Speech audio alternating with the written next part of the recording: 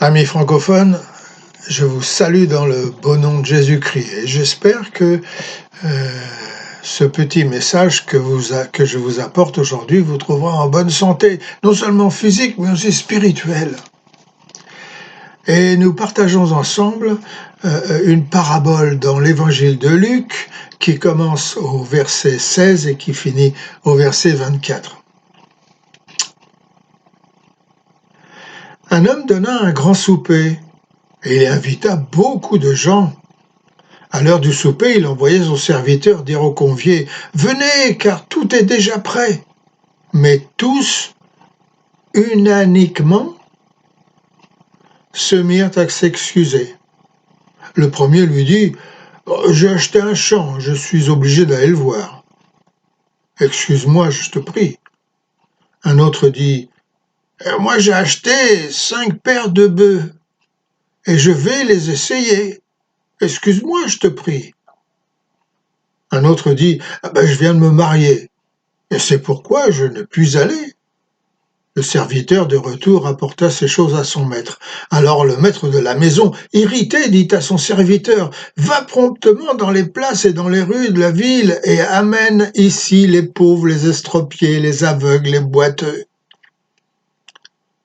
Le serviteur du maître lui dit : « Ce que tu as ordonné a été fait, et il y a encore de la place. » Et le maître dit au serviteur : « Va dans les chemins le long des haies, et ce que tu trouveras, contrains-les d'entrer, afin que ma maison soit remplie. Car je vous le dis, aucun de ces hommes qui avaient été invités ne goûtera de mon souper. » Waouh, quelle histoire! Alors, en toute occasion, les Français qui doivent se rencontrer le feront autour d'une grande table pour un copieux repas. Déjeuner d'affaires, réunion de vieux amis tête-à-tête, privés, mariage, baptême, funérailles. On ne dit jamais non pour une grande bouffe. N'importe qui peut se bourrer d'un de ces délicieux repas français. Ça marche. Si vous voulez attirer un homme français, préparez un banquet. Les mères en France enseignent encore à leurs filles que la meilleure façon de gagner le cœur d'un homme consiste à nourrir son ventre, en premier lieu. Savez-vous que l'expression française « bon appétit » n'a pas de traduction en anglais ? Cela en dit long sur la cuisine britannique, je suppose. Et cependant, elle a fait beaucoup de progrès. Mais ici repose la différence entre les Anglais et les Français. Les Anglais mangent pour vivre, les Français vivent pour manger. Voilà pourquoi le verset préféré des Français dans la Bible est « Heureux celui qui prendra son repas dans le royaume de Dieu ». Mais ce serait mal de ma part de vous faire croire que ce qui est le plus important dans notre histoire d'aujourd'hui est le beau repas que nous mangerons au banquet dans le royaume de Dieu. Non, non. Ce qui est important, c'est d'être invité, car le royaume de Dieu n'est pas une question de manger, de boire, mais de justice, de paix, d'amour dans le Saint-Esprit. Maintenant, ce n'est pas dans l'étiquette de la cour royale des cieux d'inviter qui que ce soit à la table du maître roi. Le protocole exige que les personnes invitées soient de sang royal ou du moins d'origine noble. Ce n'est pas la coutume d'inviter les paysans, les pauvres, les moins que rien, ou les sans-abri, les laisser pour compte, pour partager le dîner du roi et s'asseoir à sa table. Oh. Le petit peuple ne pouvait jouir d'une telle faveur. C'eût été abominable. Mais ce qui est surprenant dans notre parabole, c'est que ceux qui sont invités, les invités privilégiés, semblent être, selon les réponses qu'ils donnent, totalement indifférents à l'idée et à la joie d'être invités par leur roi et de manger avec lui. Le roi est-il méchant avec eux ? Les traite-t-il mal ? La nourriture, la nourriture que celui-ci offre n'est-elle pas à leur goût? L'ambiance du lieu n'est-elle pas pour leur faire plaisir? Bien sûr que non. Mais qui parmi les chrétiens sauvés par grâce et maintenant enfants du roi rejetterait bêtement une telle invitation? Mhm. Eh bien, les nonchalants, les je m'en foutistes, ceux qui sont devenus indifférents, blasés, je suppose, ceux qui semblent avoir perdu leur premier amour pour le roi. Tenez, je vous donne 3 raisons. La première raison, bien souvent le moral et la mode de vie des chrétiens leur donnent une position de confiance dans ce monde.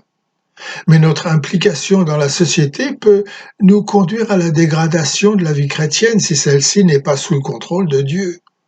Il est facile de devenir moins strict avec nos principes, de devenir laxiste, négligent et même tolérant avec la vérité, amical avec le péché. Vous savez, les vents de ce monde peuvent nous éloigner de Dieu et de sa volonté pour nous. Nous devons donc être vigilants. Je viens d'acheter un champ et je dois aller le voir. S'il vous plaît, excusez-moi, dit l'un. Nous devenons donc trop occupés et n'avons pas de temps pour Dieu. À l'un de mes postes, un couple soldat décida d'être éleveur de chiens. Très vite, nous cessâmes de les voir, surtout le dimanche. Ils perdirent rapidement la foi car ils furent étouffés par leur travail. Un autre devint maire dans le nord de l'Angleterre. Pris par le devoir administratif et la politique, lui et sa femme quittèrent la foi chrétienne, qui était la raison même pour laquelle les gens avaient voté pour lui d'être leur maire. La deuxième raison, la voici.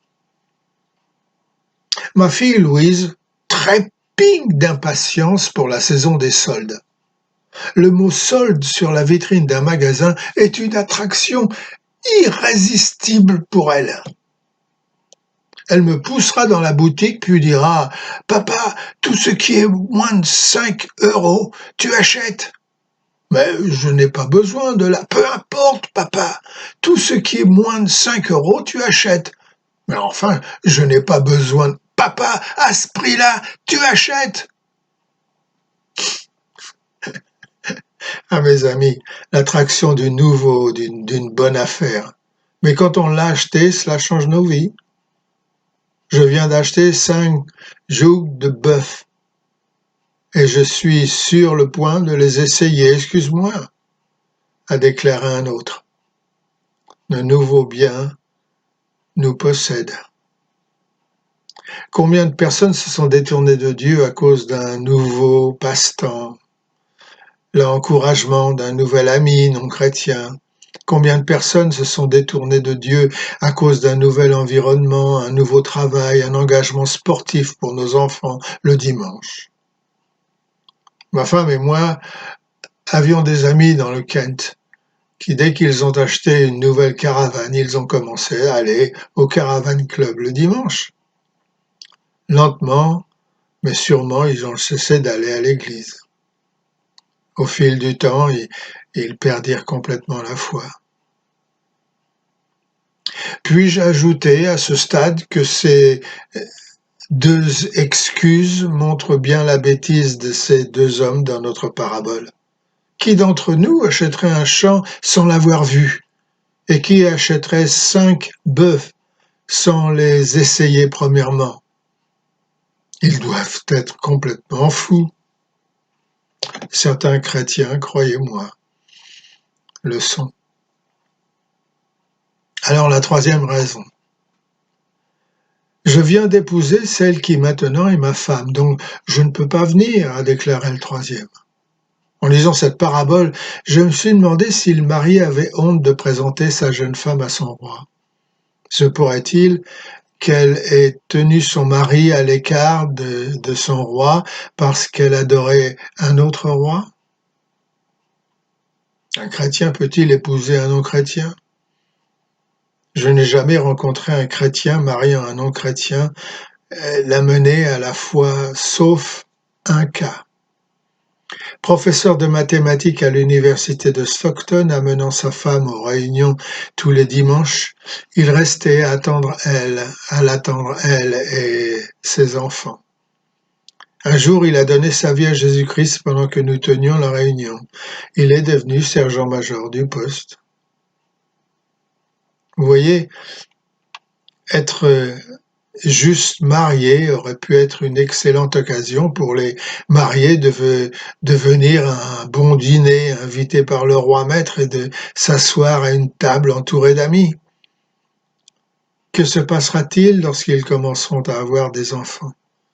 Les amèneront-ils au roi? Leur enseigneront-ils la morale du roi? Partageront-ils l'amour du roi avec eux? Leur liront-ils l'histoire du roi et leur montreront-ils comment prier le roi?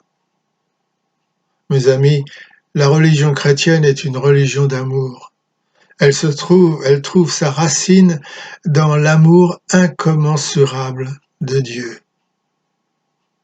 Le roi donne 100% et le roi réclame 100%.